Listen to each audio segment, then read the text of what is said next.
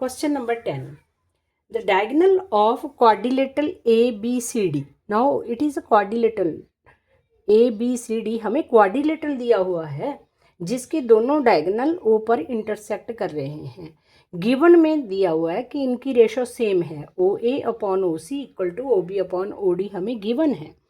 हमें प्रूव करना है कि ABCD एक ट्रेपीजियम है.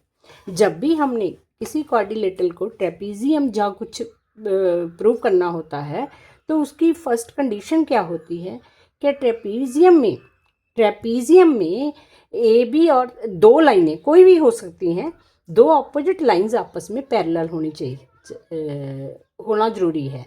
इसका मतलब हम प्रूव कर रहे हैं कि A B parallel D C कर देते हैं. तो एक कंस्ट्रक्शन कर ली मैंने.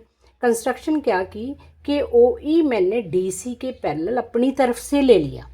ये कंस्ट्रक्शन मैंने अपनी तरफ से कर लिया कि ओ ई डी सी के पैरेलल है. तो ट्रायंगल ए डी सी में अगर हम देखें तो ओ ई डी सी के पैरेलल है. इसका मतलब इन साइड्स की रेशो सेम होगी.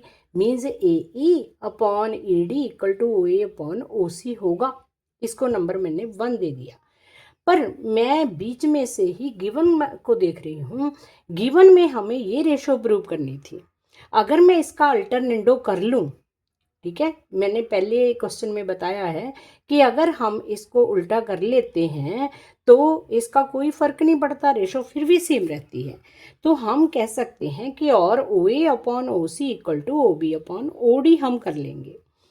अब देखिए जो A E upon A D O A upon O C के इक्वल है तो हम इसको कह सकते हैं कि ये सी ओ अपॉन ओ डी भी है. तो दोनों को अगर बदल के मैं ओ ए अपॉन ओ सी और इसको O B upon O D लिख दूँ तो पहले यहाँ मैंने लिख रखा है ना, आपको क्लियर हो गया, तो ये लिख सकती हूँ. अगर हम 1 और 2 से देखें तो ये तो हमें गिवन में है कि ये दोनों इक्वल हैं. इसका मतलब क्या हो गया कि ये रेशो हमारे पास इक्वल आ गई ना. A E upon A D equal to O B upon O D हो गया. ये किस ट्रायंगल में आते हैं? ए डी बी में आते हैं. ए डी बी में ये रेशो इक्वल है. अगर साइड्स की रेशो किसी ट्रायंगल में इक्वल हो जाए तो ये लाइन क्या हो जाती है? दूसरी लाइन के पैरेलल हो जाती है. तो ओ ई ए बी के पैरेलल हो गया. पर लेकिन हमने कंस्ट्रक्शन में पहले क्या किया था कि ओ ई डी सी के पैरेलल है. अब मेरा क्या आ गया कि ओ ई ए बी के भी पैरेलल है.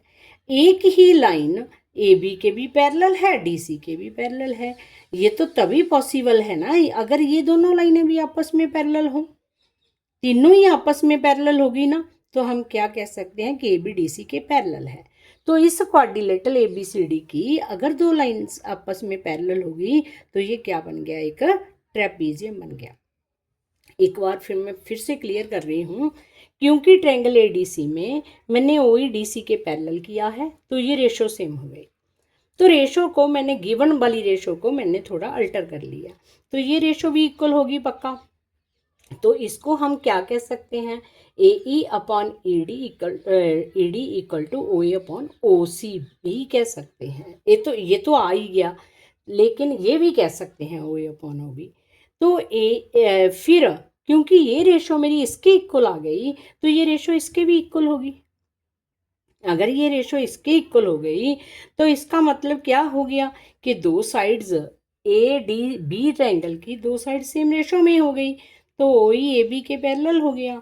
तो ओ ई डी सी के भी पैरेलल था बाय कंस्ट्रक्शन. इसका मतलब ए बी और डी सी दोनों आपस में पैरेलल हो गए और ए बी सी डी एक ट्रेपीजियम प्रूफ हो गया.